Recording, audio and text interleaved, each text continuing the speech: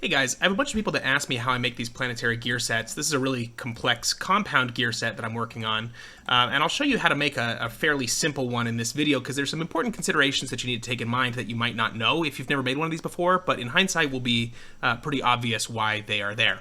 Mathematically, you have to have certain ratios of gears and the number of teeth on the gears in order to get one of these things to actually work out. So I'm gonna tell you a little bit about how to do one of these. First thing, you're going to want to make sure you have the gluten-free gear generator add-in installed, and you can get that just by Googling GF gear generator, and it'll come up from the Autodesk App Store first thing here, gluten-free gear generator. It's not actually what it's called. I just call it that because it's GF. I don't know what GF stands for. But I'll show you here a new sketch. There's two important considerations to keep in mind right off the bat. I'm going to throw some numbers up on the screen to make this a little bit easier to understand, and throw some variables. It's going to look complex, but I promise it's not that bad.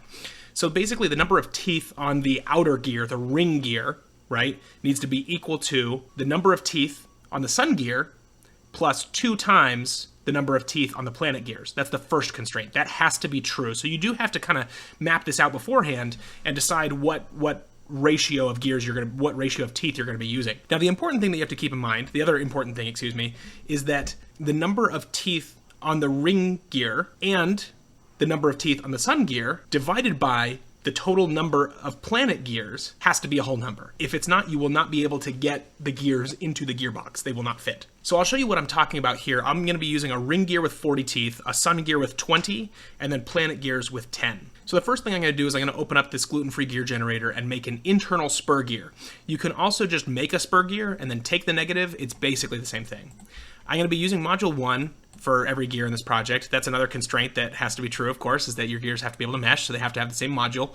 For the number of teeth on this one, I'm going to be using 40. Everything else doesn't really matter, at least for the purposes of this video. And now that we have that, I'm going to add one more spur gear. This is the 20 that I told you, 20 teeth on this one. Okay, we've got that. And then the last two, well, I don't know how many planets I'm going to have yet, but these ones are going to have 10 teeth. Now, I'm not a designer, I'm not an engineer even really, so I kind of eyeball everything when I do this stuff. There's probably exact measurements for where to get these to go into place, but I basically just move it until it looks good.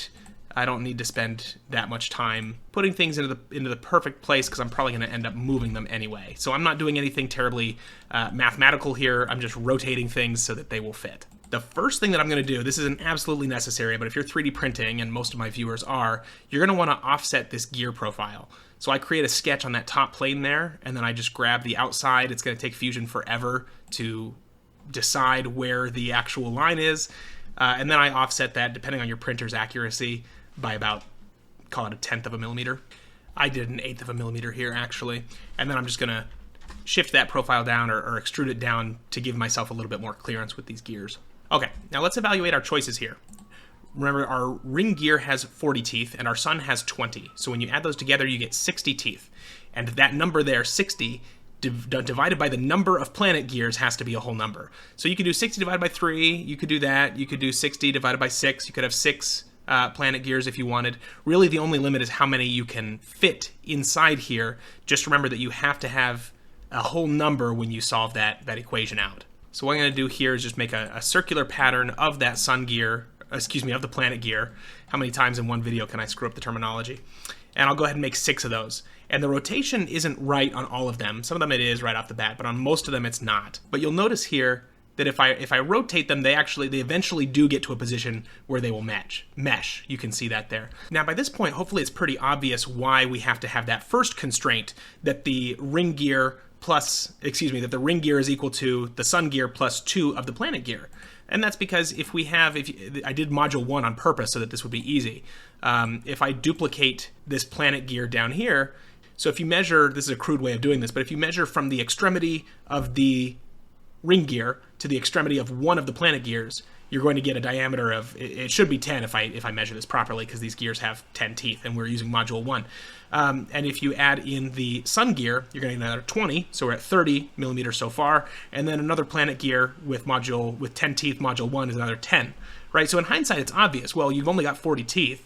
You have to cover that certain distance, so it's obvious why you have to have these ratios add up in such this way, or else they won't fit together at all. But now we've got a planetary gearbox, and this is what I usually do for these, is I just cut some holes in them. Again, this is a really crude way of doing this because I'm not trying to be very good. I just cut a hole in it all the way down, and then what I do is I just make a hole that's slightly less big so that they'll be able to fit into one another. And then what I do is I just make some sort of shape or some sort of something that will connect the two of those, because usually you want to be able to still access the shaft of this first gear here. So actually I probably wouldn't want a hole in the middle of that. Rather, I'd want to have some sort of pin or something sticking out there so that you can still access the gear ratios between those different sets there. So I usually create some sort of this would be a carrier. And then another thing, this is just a general Fusion 360 tips. I always do a section analysis in the center of it to make sure it looks like things are going to mesh. And in this case, I probably would rather, you can see these planet gears are maybe a little bit too close to the bottom there. So I'd want to probably extrude them back or pull them back, another 1/10 of a millimeter, just to make sure I get enough clearance if this was being used for something a little bit more precise. So hopefully this was helpful to you. Hopefully you now understand a little bit more about how to make the proper ratios when you're working with a planetary gear set, and I hope you make one of these and have a wonderful day.